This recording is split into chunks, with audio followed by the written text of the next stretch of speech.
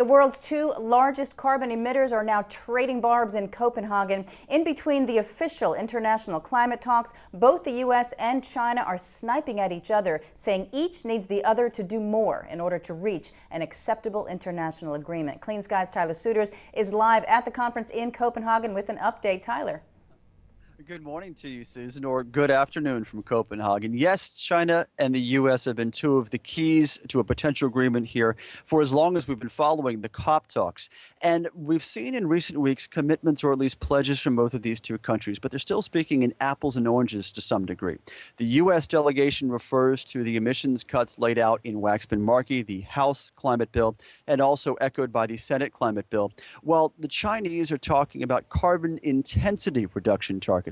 So we recently heard from U.S. lead climate envoy Todd Stern talking about the differences between these countries, and he began by putting the U.S. proposals on an even level with what we're seeing from China.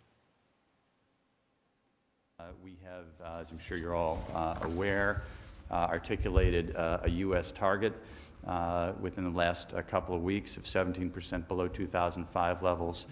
By 2020, and that ramps up. That's part of an overall legislative package that goes out to 2050.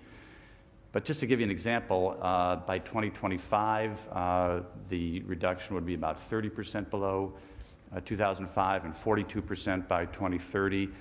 And if you compare that to 1990 levels, because there are some who favor that baseline. In 2025, we'd be 18% below 1990. In 2030, we'd be 33% below 1990. So it's an aggressive package that the president has put down. Now, we showed you yesterday Stern's reaction to contentions of climate justice or climate reparations. In other words, the U.S. paying more to developing nations. Well, he bristled at questions about what China deserved. He said that under business as usual, China, which is now responsible for 20% of the world's GHG emissions, will have 28% of world emissions by the year 2020. These are Stern's numbers, remember.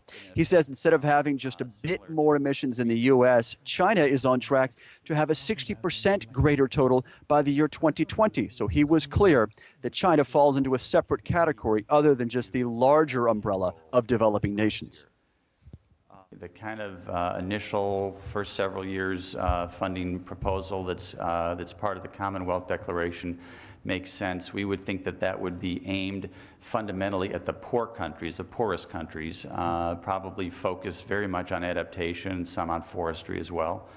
I don't envision public funds, certainly not from the United States, going to China. I mean, I don't think that's there is inevitably a limited amount of money.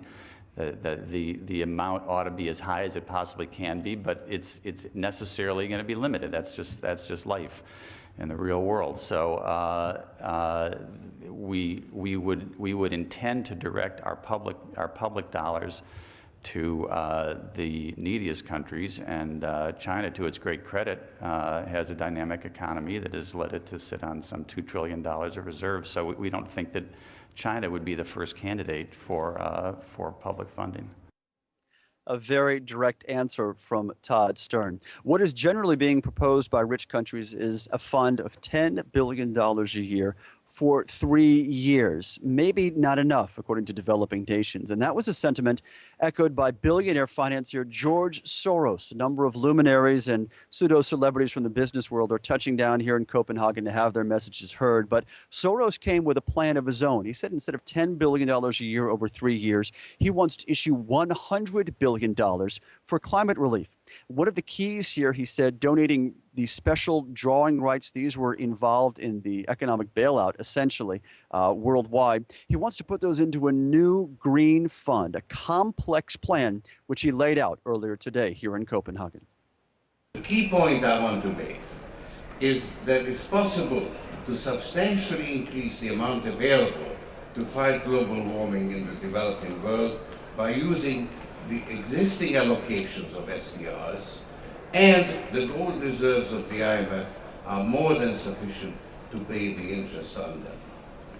All that is lacking is the political will.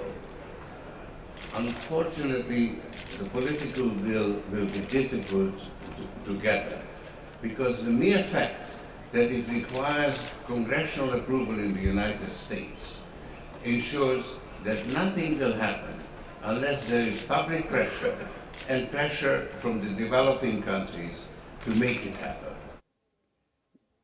A very realistic approach from Soros. And to that end, that is putting pressure on the U.S. Congress to come up with a deal. He said he has been meeting with representatives of the Obama administration talking about this, trying to push the idea, but they agree. And he conceded this fact earlier today, that it will be a long road through Congress to allocate even more taxpayer money from the U.S. to the developing world. Susan, as I said, a very complicated plan laid out by Soros, and he read from a statement that he said was carefully prepared to share the details of his $100 billion climate fund. We're going to put his entire statement and speech today on our website here at cleanskiesnews.com. Should be available a little later today. Okay, we will be watching for that. And Soros comments there in his new plan making big headlines here in the U.S. Also, Tyler, there's a lot going on there in Copenhagen today. Yesterday, we heard from EPA Administrator Lisa Jackson. She was answering your question to her about the endangerment finding, calling it, separate and apart from the negotiations that are happening there. Today, we have Interior Secretary Ken Salazar speaking. Is he talking about opening up the OCS to renewables? That was one of his main targets and has been, Susan, ever since he first assumed the leadership at the Department of the Interior. That is opening up OCS, which had been so contentious for so long, but he wants it open for renewable development. He continually touts the potential for energy across the OCS. Today, he also was presented with a bit of a controversial question. Yesterday, Lisa Jackson had to face questions about the endangerment finding. Today, Salazar faced questions about opening up the Alaska wilderness, part of ANWR, to new exploration for oil and gas. He is a true diplomat, and remember, he comes from the Senate, so he handled it deftly, but there is some pushback against what the U.S., through the Interior Department at least, has planned regarding energy developments on U.S. land, Susan. Okay, Tyler Suiters, thanks for that. We'll be checking in with you later on more reports from Copenhagen World Climate Talks, and also all of your goings on there are on the site at cleanskies.com. Tyler, thank you. Also